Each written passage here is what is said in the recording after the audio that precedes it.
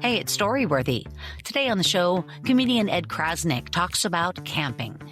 Now, my only experience with camping is that I bought a dome tent, and to train for this, I put it in my parents' living room, and I slept in the tent for a couple nights. That was my training.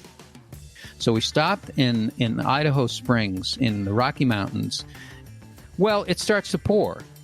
My friends are in a tent like 500 yards away from me. They're a couple. They're doing whatever they're doing. I'm sitting in my pajamas in the tent with a flashlight reading Catcher in the Rye. I'm on a slight incline, and the tent starts to move. It's soaking wet. It's like Titanic, and I'm hydroplaning. Today on the show, comedian Ed Crasnick from the Mental Health Comedy Podcast talks about camping. Stay close. Hi, everybody. It's Ed Crasnick, and you're listening to Storyworthy, an amazing show. And remember your own worth, whatever that is.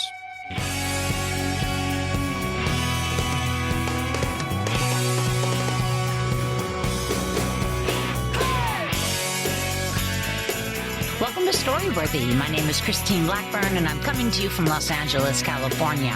Whether you're a longtime fan of the show or a new listener, welcome to Storyworthy.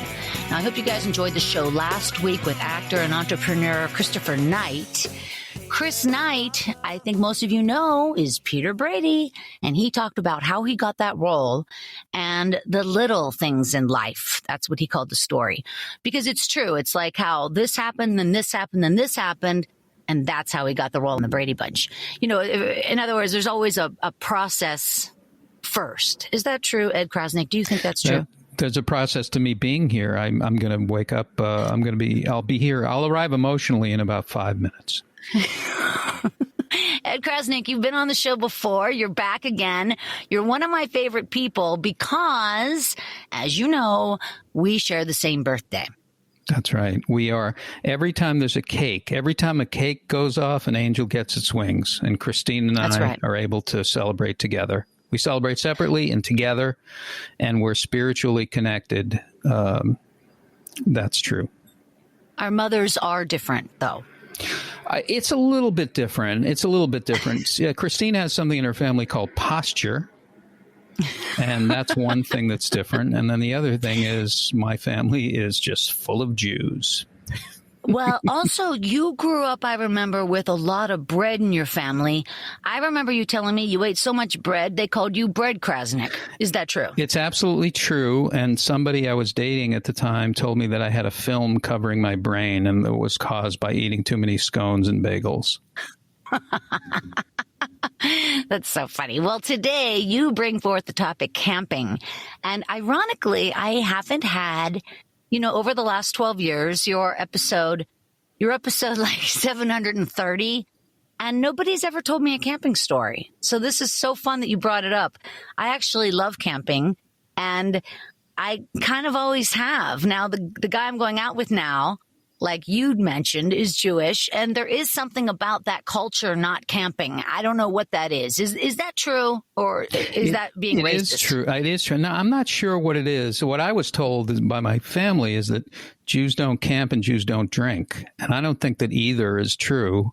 Really, I think that they drink and camp at the same time is what the problem is. I think, no, I don't know why. I don't know what it is. I definitely know I have Jewish friends who camp, so I don't know. We go to camps, and I'm not saying that, in any special way. I'm just saying we do go to camp. A lot of Jews go to summer camps.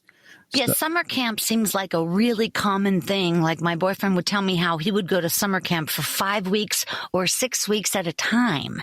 And that seems so long to me. Like my daughter has never been outside of my eyes for more than 7 hours. Like I've never had her gone. Yeah, when you're a child. Yeah, no, you don't do it. No, they Jewish kids do it. I did not do it because we had a summer house that was a cottage that was 2 houses away from the ocean. So you don't go to camp in the summer. You go there. I did go to a day camp once, and I ran into a basketball pole, and that was the end of the thing.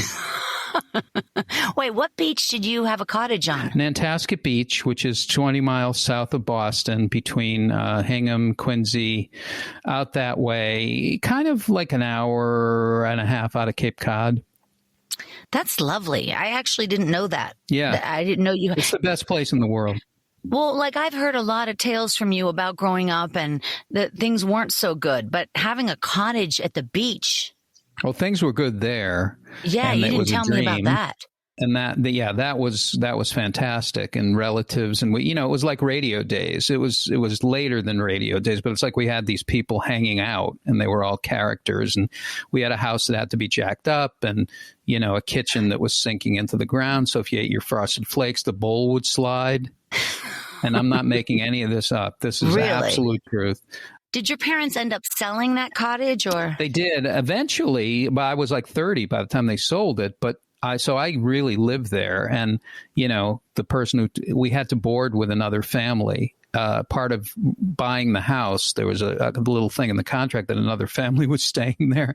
And so when I was younger, we had another family living with us in the house. And they were a fantastic family, very colorful. And so it was great. Yeah, but for a kid, if you grew up in a family where there was all kinds of craziness, you can't do better than having a beach house and being surrounded by company. I loved company as a kid. So This was like fantastic. And I was a little performery kid, so I had people to perform for. Mm-hmm. Yeah, no, me too. I think because I'm also from a big family, I've always liked a lot of people around. Like I'm social, and not just because I'm social, because I'm a nice guy, but I need I need other people around. I don't like isolation. I love being part of a community, and that's why it's so weird now to be isolated. And you certainly don't have to be isolated, but from being with COVID and being isolated, what's happened that's kind of weird is I've gotten used to being isolated. So it's like if somebody says, do you want to get together for lunch? It's like them saying, do you want to jump out of a plane together? Like I don't even understand what they're talking about. Yeah. And so it's hard for me. Like I have to force myself. Yeah, it does seem there are people, I think introverts, that kind of really enjoyed that COVID period in terms of no excuses about going out. They didn't have to think about it because they aren't going out. And now they're still sort of, I think in a sad way, I'm not saying you, because I have seen you and you have been out and about, but I have a couple of other friends who they're still not going out at all. And I think I don't think you want to go out is what I think. Do you know what I mean? Well, that's what it is. Well, I think for a lot of people, not a lot of people, but some people, what's happened is that they prefer, they're used to anxiety and they're used to, being isolated, and they're familiar with how it works. And so they're more familiar with that than they are with, like, they'd be upset about having to go out and go around and do things like that. This is more familiar to them. Yeah. For other people who are used to running around and doing lots of stuff, it's like, oh my God, how am I going to survive this? Right. For there's a whole segment of the population, if they're lucky enough to be well enough, they are like, this is how I live. Yeah, introverts, this is the time for them to shine. This is their time. This is the Super Bowl for introverts. That's what it's Super Bowl week. Now, speaking about mental health, you do have a very, very good podcast, the Mental Health Comedy Hour, with therapist Jennifer Scolari. And Jennifer I tell you what, yeah. I never miss. Oh, did I say Scolari? You said Scolari, and I love anybody named Scolari, but hers is Colari. Well, Jennifer Colari, she's so bright. And really, it's such a quality show. You guys have to listen to the Mental Health Comedy podcast. It's so, every single guest you have on speaks so truthfully and from the heart. And I don't know how to make it. I don't know if this sounds right, but you take the subject very seriously, but in a very light way. Well, I hope so. Yeah, it's not threatening. Jennifer doesn't sound like a harsh doctor or something. She sounds like a normal friend who is just helping you get through things and sort through things.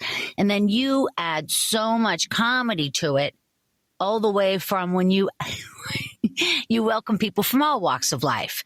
Some of the examples you might give for people from all walks of life are, if you don't know how to put the cork back in a champagne bottle, welcome. Yes. Welcome to you. Yes. Give me another Feeling example. awkward. You think you can't join things because you have certain feelings, or it's not okay for you to be in public or whatever. Right? And I just been really trying to say that, like, even if you're beating yourself up, that's the best time. Like, join us now. And so trying to make a little bit of, Christine, the trick is comedy and actual skills that you can use, mental health skills. If you can do both those things. Yeah. You take mental health and you turn it into a verb. Like, you have to It's be a verb. actively thinking about it. It's mental fitness. The term is mental fitness. We're using that term sometimes because mental fitness is different than mental health. Mental health is the topic. It's a general topic. Mental fitness is actually what you do to gain mental health. It's the things that you do. And they're little things. That's the thing. These interventions are very small, tiny things that you do. You make choices about how you deal with your thoughts and feelings. Yeah. Breathing is one of the things that you can do. I don't do it. Yes, you do. But I understand it. Yeah, but you do. Don't you think you use a lot of these practices now? I do some, but not enough. I mean, I think that this is something, and it's awareness. It's like just being aware and checking in and figuring out, questioning, being curious, just having these little moments where you have mantras, you have I'm enough, you have I'm okay, you have oh, look at that, I felt angry when that happened. Oh, that's interesting. Okay, that doesn't mean anything. Yeah, a lot of your shows are evergreen in that, they're not topical. So sometimes I wish you would bring back some of the older shows and just put them up again, just post them again, because, like, you can only cover narcissism so many times. So maybe you've already covered that, but it's always worth hearing again. So I kind of wish some of your shows, maybe we should put them out again, or I guess just go back in the catalog and listen. I'm trying to do that. And that's part of my problem is I do 3 different podcasts that are all somewhat related to social emotional learning, but they're all different. And so we have a new one coming out. We have another one, and they're all, but this one, I don't, like, you're great at organization and social media and letting people know what's going on. I don't even let people know that there's a new show a lot of times because I can't figure out the timing of how to do it or that I have a job and I just don't, it's not an excuse. It's just like, I haven't figured it out yet, know? Yeah, it's hard. I mean, for me, I don't have as much going on as you do. I mean, I have different shows, but I've been doing them both for so long. It's kind of become like rote for me. And I use certain tools like over and over again. Maybe we can sit down together sometime and I can help you out a little bit. Because I did notice, you're not updating your Twitter. I'm sorry. I don't mean to chastise you, but I don't write on Twitter at all. You know how funny Twitter is perfect for comedians. I know. And when I did write, when I was doing it, I loved it. And I thought that what I was writing was pretty funny and topical. I'm sure it was. But the thing is, nobody else did. And so I was like, I don't really understand what's going, like somebody's talking about their socks, but they have 80,000 followers. But I'm actually saying something that's funny, and they don't. And also, I think it's the interaction. Like, I remember Patton Oswalt and Andy Kindler having a conversation on Twitter, and I tried to join the conversation. And I'm friends with both those people. But it's just like I didn't understand how they were interacting. Like, I didn't understand how to talk. Well, I guess it's like anything, you do have to get into it and you have to, you have to work it. And I'm not saying an hour a day. I'm talking about Twitter. If you worked it 15 minutes a day, you'd be more than fine. And frankly, you don't even have to work it. You just have to update your page so that it reflects where you do hang out. Hey, listen, let's not talk about Ed Crasnick's social media. Let's talk about camping. Okay. I like it. I have to say something, and then we're going to get to your story. But here's the thing with camping. And like I said, I've done it many, many, many times. I have a really nice tent. I've got good tarps. I've got good sleeping bags. I really do love camping. But the one kind of camping I'm not for is when I was going out with this guy in Colorado. And one time he took me camping for like 4 or 5 days, but like in wilderness, right? So now, we had his truck, but like that's all we had, right? So when you go out there, we're camping at like 10,000 feet and it's beautiful, but, we also had to pack a shovel, so that when you shit in the woods, you can cover it up. Like that was extreme to me. Do you know what I mean? Like that was just a little too extreme because I kept thinking like if somebody wanted to come out and rape and murder us, that would be their will. Like they could do that. You know what I mean? They could do it. There's nobody here. I mean, we're up where there's like moose. I mean, it's beautiful, but it's also a little bit, I'm not that adventurous as I used to be. Maybe because I'm older. You're not going into the Himalayas by yourself. I don't want to. I really don't. You're not doing that stuff. But if there's a moose, you introduced a few different topics, which I thought was great. A moose, rape, and shoveling shit. And I thought to myself, that is the title of an HBO special. Well, anyway, I do love camping, but I definitely prefer car camping when your car is right there and you can keep the cooler in the car with ice and cold beverages. And I'm never going to hike like I used to when I was in my late teens and early 20s and living in Colorado. Yeah, we put on the backpack with the sleeping bag on top and then you just head out. Like I'm over that kind of camping. You're over that kind of stuff. I'd rather be glamping, as it were, Well, glamping is actually great. And there's a company called Hip Camp. Maybe they'll become a sponsor. I would like and that. And they plan like glamping type trips. And they become like a actually very successful company around the world. Hip Camp, they're in San Francisco. Well, and like my sister has been to Africa and they would go out into the Serengeti and be driving for, hours. And then when they got out of the truck, the workers, the tour guides would set up like a quick little, a little makeshift bar in the middle of nowhere. So that was kind of neat. You had me at Serengeti. I just don't understand any of that, but I love it. I love it. I would love to take trips like that. I want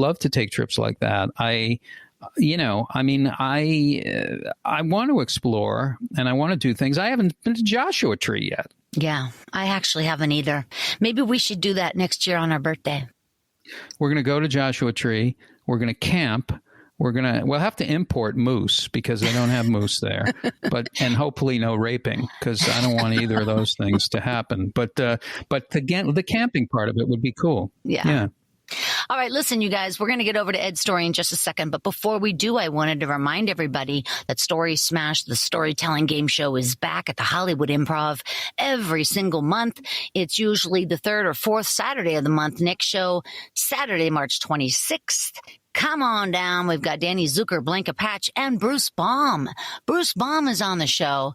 He is a legendary, fantastic comedian. So come on down to the Improv. Check out StorySmashShow.com for more information. And, of course, follow Story Smash over on Instagram at Story Smash. All right, you guys, he's here right now. Ed Crasnick. You hear him talking. He is a producer and a comedian and the host of the Mental Health Comedy Hour with Jennifer Kalari. You've also, of course, Ed, I don't have to tell you, you've been an actor. You used to act. It seemed like you, for a second there, you seemed to be on like a lot of sitcoms like Just Shoot Me and Ellen and Curb Your Enthusiasm, Hot in Cleveland, The Sopranos, Whose Line Is It Anyway? When you were on Whose Line Is It Anyway, were you like the star? I wasn't on it. What I did, and people don't know this about the show, is that it's written. I mean, there are parts of it that are written. And I was actually a writer, producer on the show. And so we sat in a room and we came up with games and we came up with lines and we came up with different scenarios and stuff like that. And that was our job. And so that was a part of the show. Unfortunately, I've never been on the show. And I'm a really good improviser in certain aspects. What I am not good at is space work, physical space work. Okay. I was on shows, and I had some great experiences for sure. No kidding. I loved acting.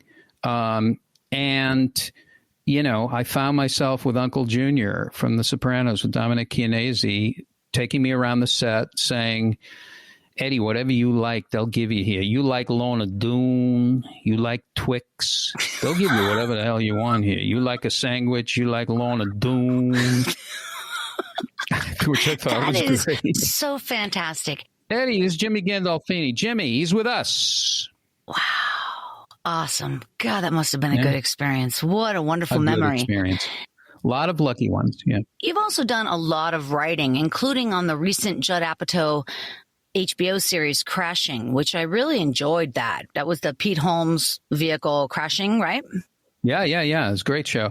Great show. And really interesting. I loved it. Really stayed close to his life experiences. So it was interesting talking to somebody. And Pete is a genius. Pete is like, he's also really great at running a writer's room, I thought. Mm-hmm. And Judd Apatow is amazing running a writer's room. He asks the right questions. He's able to, like work with people and get it out. Like he's thinking 3 seasons ahead. And so, we have to be careful about that because then that's going to happen. Wow. And I'm like, so he's a strategist, but at the same time, he wants to get to the heart of the character. It's all character driven.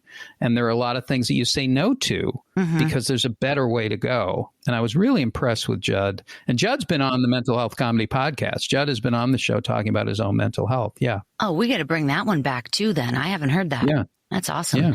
Now, you've also written, over the years, you write shows, you produce shows, you do all sorts of stuff. And you've had shows with always sort of this common theme of mental health. And I wrote down some of the titles of some of the shows you've written and worked on. Like, for instance, A Funny Thing Happened on the Way to Being Happy. Yes. Honey, I Have No Time to Breathe. Yes. One of my favorites. One of your solo shows was just called I'm Not Perfect. Yep, that's right. And now, of course, like we've been talking about, the Mental Health Comedy Podcast. You guys got to check it out. You can listen to the Mental Health Comedy Podcast wherever you hear your podcasts, and also find Ed Crasnick over at his website, makelightmedia.com. And interestingly enough, if you type in edcrasnick.com, it takes you to makelightmedia.com. What is this sorcery? Well, it is sorcery. It's wizardry. I'm a wizard. No, it's many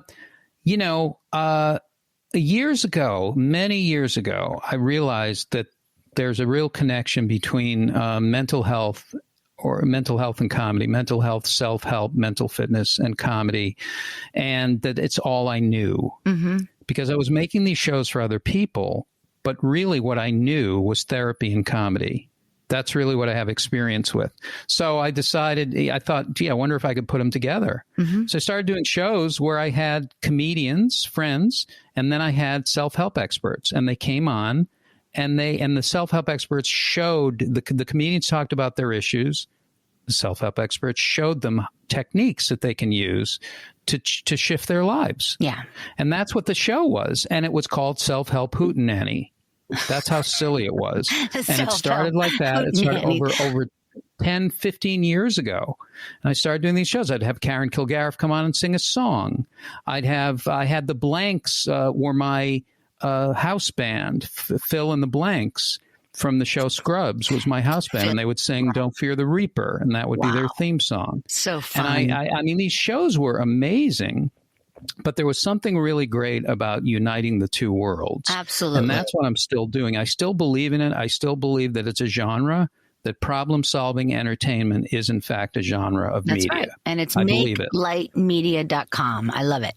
Yes. All right, you guys, let's hear this camping story. Wherever you are, put your hands together for the very talented Ed Crasnick.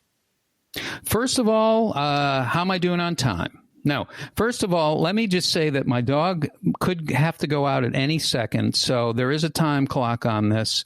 And I'm going to start. Now, we call it a camping story, but really the thing I have to start with is, like Christine said, I am not good in nature. If there's nature, it's not going to be nurture with me. There's going to be a problem with nature. So I have found myself in some situations that are odd, that are weird, where I'm really out of it. And one of them that I wasn't planning on telling for this camping story, is that I dated somebody who in Mammoth decided that we would go on this trip in Mammoth, and there was a snowstorm, and we were outdoors snowshoeing and cross-country skiing and downhill skiing in Mammoth. Okay. Now that's all fine. except that there was a friend of hers who was like a real wilderness person, lived in Mammoth, and decided to take us out on this trip. And on the trip, there was such a snowstorm that we experienced snow blindness, which is you can't see anything but white. It's kind of like living in the suburbs in 1975. You can't see anything but white. And so as a result of the snow blindness, I went into a protective mode because they're like, for them, it was like, hey, everything's great. They're singing, they're whistling, they're dancing. I can't see anything, and I feel like we're going to die. And so as a result, they found a hot spring, and it's like 5 degrees. They strip down, they're out of their clothes, and they're in the hot spring. It's like a hole in the ice. And I start swearing like I've never sworn in my life. Like all of a sudden, I became the most foul human being because it was like a fight or flight response, and I was yelling at them. And I have never been that way in my life before, but I thought I was going to die. And I thought, because I couldn't see anything but white, it's snowing, we have no food, where there's nothing. I don't know how to get back to where we are. They're fine with it. But I went into fight or flight mode in a way that I'm not, and the function of it, the upshot of it was that I was swearing like the cast of Goodfellas. It was very strange. And I was swearing at them. And they were like, and the funny thing was, her friend, who was a very mild-mannered person, said, I don't know what you're doing with this guy, but you got to get out of it. So that was real. So that's the beginning of the story. Okay. So camping bad, camping not familiar with wilderness. Okay. So the story is that my camping story, and I've got another one too, but it's basically that I had left school in Syracuse because my family was filled for a psychiatric institute. And after that, I decided maybe it's a good time to leave. So I left college. Wait a second. You have to repeat that. Could you repeat that? My family was filmed for the Hutchings Psychiatric Institute in Syracuse, New York. And right now, as I'm talking to you, somewhere there's a guy with a training film with a lab. And he's saying, see this lady? Don't wind up like her. Don't be like this guy. This guy's trouble. Watch this person. But how this did therapist is no... How did your family come to be a family on TV with therapy? I mean, that sounds it's not really... TV. It's training films that are used for therapy students. I see. And for psychologists. And what happened at that time, this is like 1976, what happened at that time is if you were in school but your family lived in another region, they had these special therapists that would bring people together that lived in different parts of the country. And they do these marathon family therapy sessions, like 3-hour sessions. Wow. And they'd film you with your therapist. And I had a therapist at the time who spoke like this: I believe you're lying to yourself, and I believe you're phony. And he'd say, he was actually a good therapist, but he'd say things like, Ed, I believe you're lying to yourself. Sort of thing. And he'd say sort of thing after like every sentence. So he's from Oklahoma. He said, I believe you're lying. When you're ready to stop being crazy, Jesus, we can talk about it. Sort of thing. Terrible. Sort of thing. So anyway, he said, I think we should have these therapists. So they brought cameras and they brought things, and my family stayed at my house with me, my apartment. I'm like 18, 16, 17, whatever I am. And they're staying at my house with me. And we're going through marathon family therapy sessions together. And again, I had to pick them up in Boston from Syracuse. I had to drive a car through a blinding snowstorm, knowing that I was going to have to turn the car right around on a dime and head towards marathon family therapy sessions and have them living with me. So it was sort of like Albert Brooks's Real Life, but not as comedic. So anyway, that's how so now I'm 18 years old. We've done the therapy thing. I've left school. And I had, and so I worked at the Children's Museum in Boston. It's the best job I ever had, under Michael Spock, who was Benjamin Spock's son, not Mr. Spock, because that wouldn't have been as fun, because he had no emotions. And I was trying to find mine. So now I am at Peterborough, New Hampshire. Now, there's a program through Boston University called Sergeant Camp, and it's a wilderness adventure camp where kids and their teachers go for a week or companies go with their employees for a week and they do adventure education, ropes courses, rock climbing, and they learn about the environment. So I was training to be a teacher at that place. And Peterborough, New Hampshire is the town that Thornton Wilder wrote Our Town about. Our Town is based on Peterborough, New Hampshire. That's actually where he lived. Mm-hmm. And so as a result of it, it's a small town where you're living in a farmhouse, you're cross-country skiing to work, and you're camping. Now, my only experience with camping is that I bought a dome tent, and to train for this, I put it in my parents' living room, and I slept in the tent for a couple nights. That was my training. The tent was on a shag carpet. Yeah, no, orange shag carpet and a dome tent, and that was it. And so that's my training. So now I'm in a farmhouse, and now I have to teach kids, and I'm being trained in environmental education, and I'm in a ropes course. I'm 70 feet up in the trees, and and I don't want to jump off the platform, of course. And they critiqued you, these teachers. You were trained in different environmental education, adventure education, psychology, and my review of me as a teacher, the first line began with, "We don't know how you got here." That was the first line. That was like, "We want to give you a little feedback. You're a great guy. We don't know how you got here. You've brought something interesting to our camp. Good luck." It really was like that. At this camp, I decided to try to learn how to bake bread. And I had never baked bread before, and I decided to bake a challah. And I braided the challah. I tried to bake the bread. The kitchen looked like a murder scene. The kitchen was like something from Dexter. It was, everything was all over the place. Knives had blood on them. I don't know what was happening. But I tried to bake this challah, and what happened is, for some reason, it was in a pan. I couldn't get it out of the pan, and it went up like a missile, like a pope's hat. It was very similar to a mitre that a pope might wear. But it was bread, but it was high, like a mitre, and I couldn't get it out of the pan. And so the whole camp gathered around this thing like it was some kind of a god or something, and couldn't get it out of the pan, but started to dance and sing and had a campfire ceremony around the camp. And then I had to bury the challah. I had to bury the challah.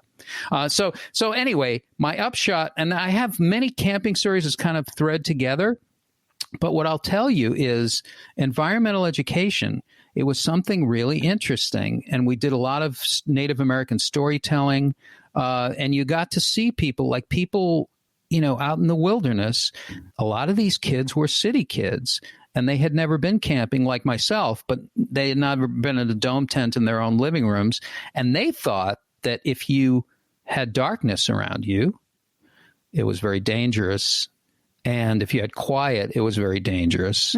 And in their neighborhoods, it is. Mm-hmm. So part of the thing of this trip was to hang out with kids and expose them to nature, inner city kids, and let them understand and realize that nature is your friend. Not my friend, but your friend. Right. And the other thing I want to tell you is this game that we played. We went into the woods, into the forest, thousands of trees, couldn't see anything but trees. And you play this game called Secret Friend, and they blindfold you, and they ask you to get to know a tree, like touch, feel, sense, know your tree, blindfold you, going to spin you around. You have to go back and find your tree. Wow. Now, there's thousands of trees, okay? Amazing.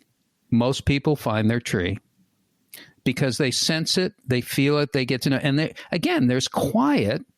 And because of this, you start to realize that you're connected to nature. And I think that this is why nature is such a good thing for mental health.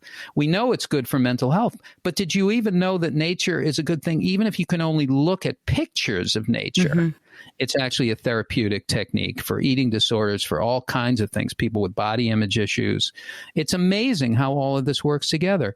Know your nature, get your dome tent, and start camping in your living room. And that is how it happens. Now, the camping you have been referring to is where there's like cabins in place, and then there's like a kitchen, a central kitchen, correct?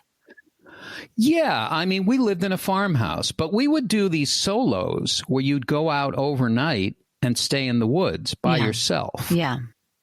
Now that's camping. I've heard a lot of that, like people on these higher planes of meditation, and they want to get these, higher titles, and maybe wear a cape or wear some sort of pointy mitre hat, as it were. Wear a mitre and a cape. Yeah. And they would have to, like my buddy Michael had to go out and he couldn't leave like this 6x6 space kind of a thing. Like he had to sleep in this square and stay in this square for 24 hours. Yeah. These kinds of mind games and stuff. I don't know about that. But did you ever camp outside in a tent? Were you ever outside in a sleeping bag in the dome tent?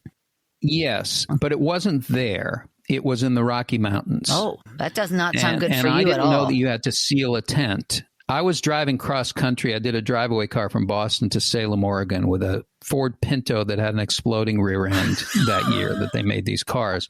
And I didn't know how to drive a stick shift. So I worked with a couple of friends of mine, and we were going from Boston to Salem, Oregon. So we stopped in Idaho Springs in the Rocky Mountains, and I had my tent with me that I brought at my parents' house where I would sleep in the living room 2 nights. And I brought that tent with me, but I didn't know that you had to seal a tent. So we're in the mountains What now. do you mean by seal a tent? I know you had to seal a tent so that when it rains or there's inclement weather or something, water doesn't get into it. What is this, the 1940s?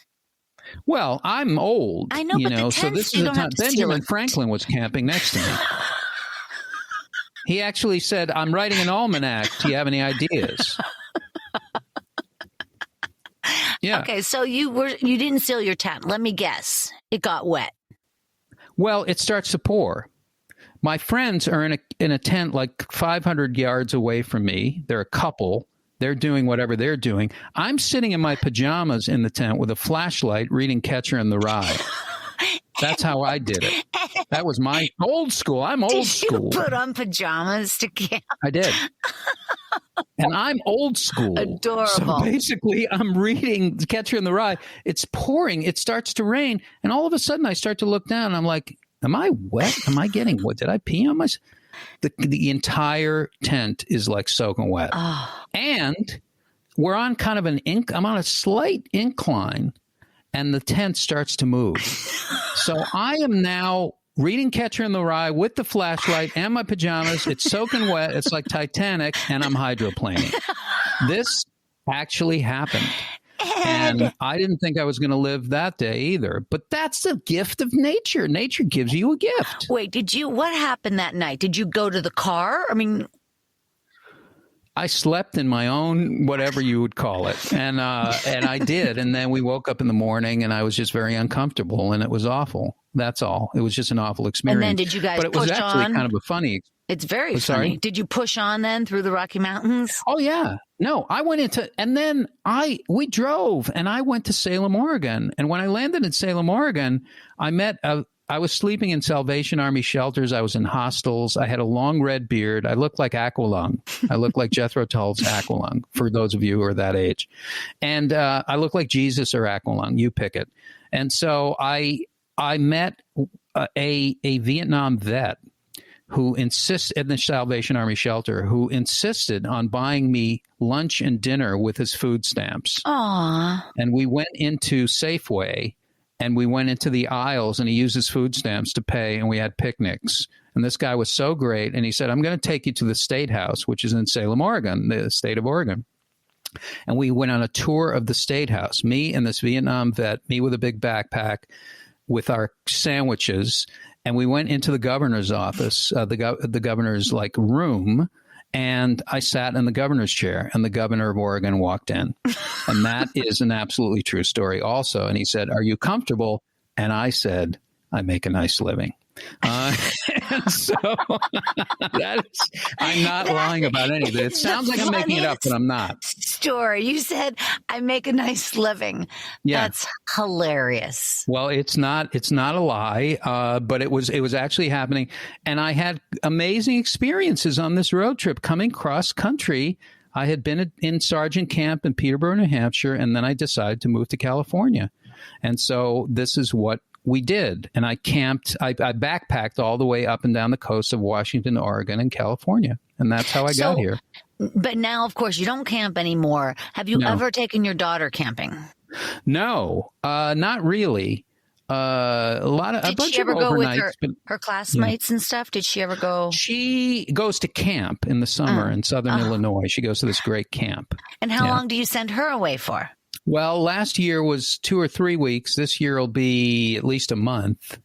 Wow. But my wife also goes out because she has relatives in Chicago. So she doesn't stay with her at camp, but she's at camp and she's doing kayaking and canoeing and all this stuff at camp. So great. So it's great. It's great. That's so nice. Yeah. That's the other thing we have in common. We both have one daughter. Well, your daughter is amazing, and your daughter is amazing. Well, she's pretty amazing. And Shane is a wonderful girl and a great person. I would like her even if she wasn't my daughter. She's great. She'll be going off to college, yeah? She will be. We're starting the college process now. And all I can say is I'm like Roy Scheider and all that jazz. I am just out of my mind. And we're working with a company because it's not like when I went to school or when you went to school. There's a process. It's a thing. And you have to get, and every school costs at least $100,000, every single school. Wow. So it's crazy. It's crazy. That is crazy. Holy cow. So I have it there about, so she's going to go off to college. I'm going to go off to a rest home. Because that's where I will be ready to go to. Well, there's Leisure World down in Orange County, and you can get into Leisure World. You only have to be 55 years old, and you can live there.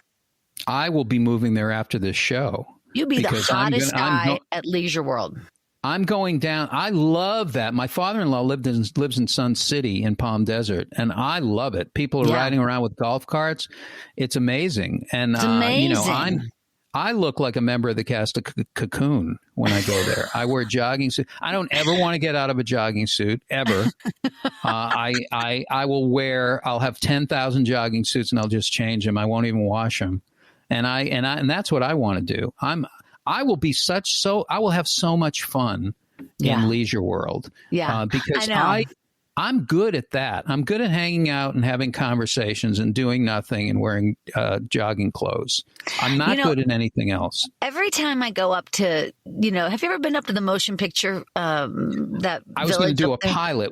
I used to go up there to research people. We were going to do a sitcom based on the motion picture home. Unbelievable. Yeah. Love it. Motion Picture Home, for anybody that doesn't know, it's just a place for retired actors and actresses, directors and producers. And it's just a big, like a condo, like there's condos, there's individual bungalows, there's different styles of living. But I think they also have like a medical facility, and basically it's plush living. If you have been in the industry, in the entertainment industry, then in your senior years, you can get into a very plush situation at the Motion Picture Home. But my point is, every time I go up to a place like that or to visit a friend in a retirement village or wherever, I always think like, oh, this is so going to be my jam. When you wake up, you have a nice breakfast with some people and you walk out to the pool, maybe hit some tennis balls, and you have a nice lunch, watch a movie, and you have a few cocktails. Like, it is very leisurely. It's fantastic. There's nothing better than leisure. And I used to have that when I hung out at the Friars Club. I used to be a chairman of membership of the Friars Club, and I had a great time. But the thing about Motion Picture Home is all these people have done different jobs and have been in entertainment their whole lives. You don't stop being in entertainment, though. Yeah, what happens is you will walk into the Motion Picture Home and you will see an actress who was in silent movies like 70 years ago, and she's reading Variety. She's in an evening gown. She has gloves on. Get out of here. And she's going to a premiere. I've seen that at the Motion Picture Home. Her hair is piled up. It's noon. Yeah. Well, it is true. I have a buddy who's like 78 and he's completely still into show business. He has, he has a couple of illnesses now and stuff, but he's still making deals. You don't quit. Yeah, you don't quit. You don't stop. It's a culture. It's a life. And these people have done amazing things. And then if you start talking to them, you realize that they've been pioneers. They've been amazing people. So that's why we wanted to do a show up there. That'd be cool. Not a live show, but a TV show based on those things, and the younger people taking care of the older people, but realizing who they are, who they, amazing. Yeah, it is. It is so interesting. And also one more thing about that particular facility, they have that state of the art theater.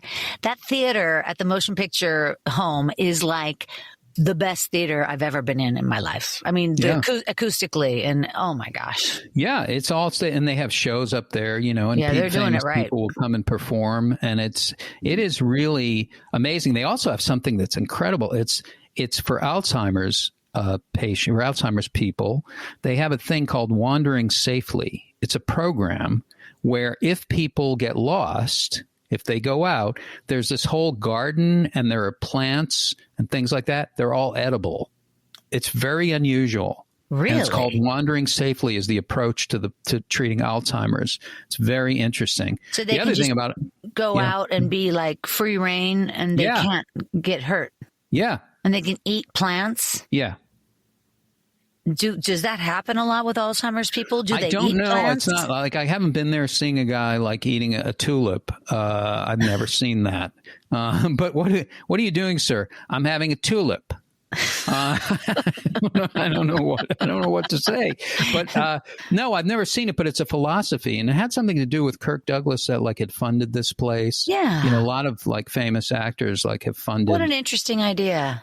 Well, again, it's a creative, answer to a complicated, nuanced disease.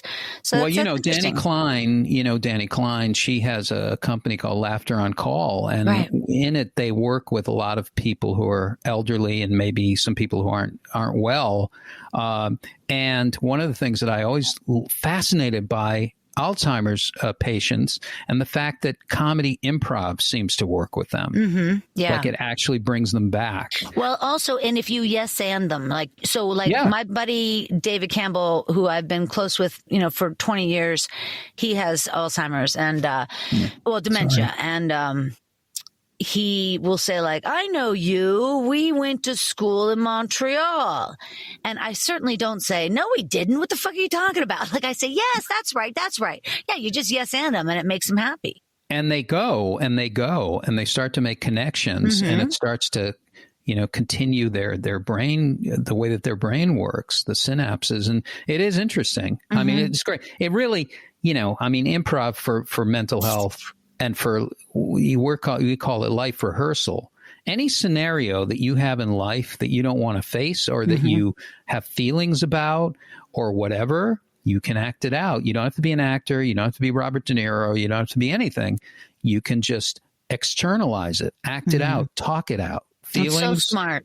In other words, when you have when you have to say something difficult to somebody or whatever, go through it out loud. Do the scene, scene, rehearse that scene. I love that idea. Way you and start imagining the way you want it to come out, rather than the way that you don't want it to come out. Boy, oh boy! When I've had to write to my daughter's teachers and stuff, man, I read it over 2-3 times. I make sure it is exactly what I'm trying to get across. I don't. I'm not, it's the same thing. Before you hit send on an email, you got to read it, you got to edit it, you got to practice it and make sure it's what you're trying to say. We prepare for everything in life, except for how to deal with our thoughts and feelings. Yeah. We prepare for every single thing in life. You prepare to take a trip, you prepare your meal, you prepare what you're going to do for work, you prepare for jobs, you prepare for whatever it is. The only thing that we don't prepare for is that it's okay to prepare for your thoughts and feelings. And the time to prepare is when you're not in crisis. Right. Exactly. So the Mental Health Comedy Hour, you guys find it. We got to get going. I wanted to mention one more thing. I am trying to do my own hospice kind of a company called Die Laughing. Are you? Where we go to people who are on their way, who are in hospice. They're going to die, and then we tell them jokes. They die laughing. Anything? The title is it's a little rough because it has the word die in front of it. So, but it makes sense. But I'm sorry I can't tell you this story now because we're out of time. But I have a story about Die Laughing and my father, and it is absolutely hysterical. Again, another real story that happened. But I think what I love about it is I love things that are about looking at the way we were born and the way that we pass and the way that we die. And I think we don't talk about it enough, and that would be a great way in. I think so too, because it would also be for the family and the people around who are, it's not just going in and being a jokester, but just going in and trying to, make people laugh. Yeah, laughter is the big thing for mental health. It's a big opener for almost every single thing. And it really does literally open up your brain and open up your heart and open up yourself to all kinds of things. And it goes great with wine. It goes great with meat or fish. And it goes great with death. All right, you guys, we're going to wrap it up. Don't forget to check out the Mental Health Comedy Hour. Listen to it wherever you hear your podcasts. And you can find Ed at makelightmedia.com. And also follow him on Twitter, even though he's not doing anything over there. I'll change. At Ed Crasnick. And then you can follow me over there as well at Storyworthy. All right, you guys, this has been a really great show. Thank you so much for the stories. And also, again, I really love the idea of mental health and practicing it daily. And it's just nice to even talk about that, so thank you. My pleasure. Everybody, things are looking up. That's all I can say. Things are always looking up. That's right. All right, you guys, one more time on behalf of the very talented Ed Crasnick. My name is Christine Blackburn saying, make it a story-worthy week.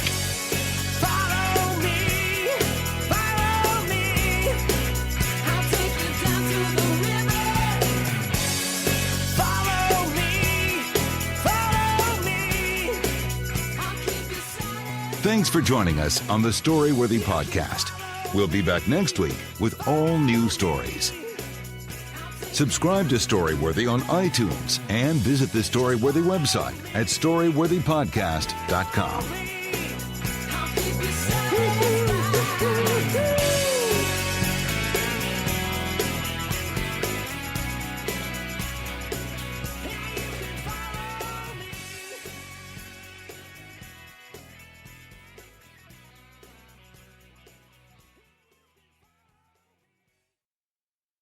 Right now, you can get free carpet installation from the Home Depot. So while we're putting in your new carpet, you'll have more time to take care of the lawn, get started on dinner, or just lay down and relax on your new carpet after it's installed. Get your free carpet installation started with the Home Depot. How doers get more done.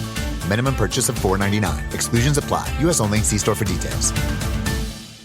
Cedar Point's Frontier Festival is back and brimming with new flavor. From May 26th through June 19th, this Old West-inspired street fest will fill Cedar Point with live bands, nightly hoedowns, and a hubbub of family activities. Yep, you'll find wheelbarrows packed with sunflowers and characters straight out of the frontier, but you'll also discover 25 cherry-inspired dishes and over 65 cocktails, seltzers, and beers. Get all the fixins, plus savings to boot with the Frontier Festival Bundle, which includes admission, parking, and a tasting card. Only at cedarpoint.com.